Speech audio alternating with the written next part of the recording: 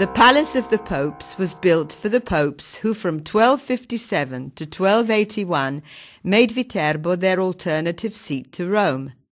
The first pope to establish himself there was Alessandro IV, and the last one was Martino IV.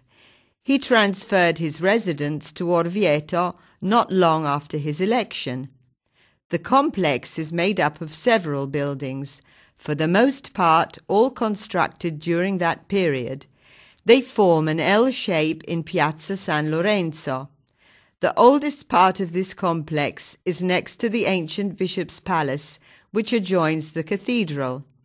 The splendid loggia that looks out north over the Valley Foal and south over the square is the place from which the popes pronounced the benediction to the faithful.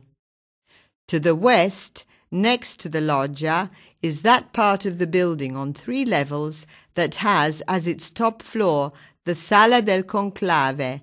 It is so called because it was here that the first and longest conclave in history took place.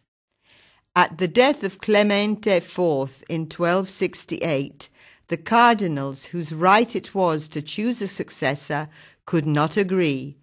The governors of the city of Viterbo implored a solution several times without success, so the cardinals were locked into the palace and fed on bread and water until they could decide who should be the next pope.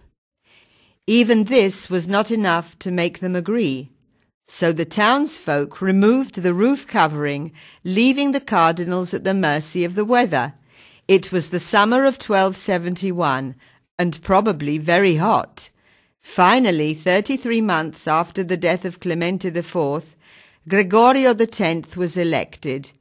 Hence the Latin cum clave, which means with the key or locked in, and is the origin of the word conclave, meaning the isolation of a group of cardinals in a hall for the purpose of electing a new pope.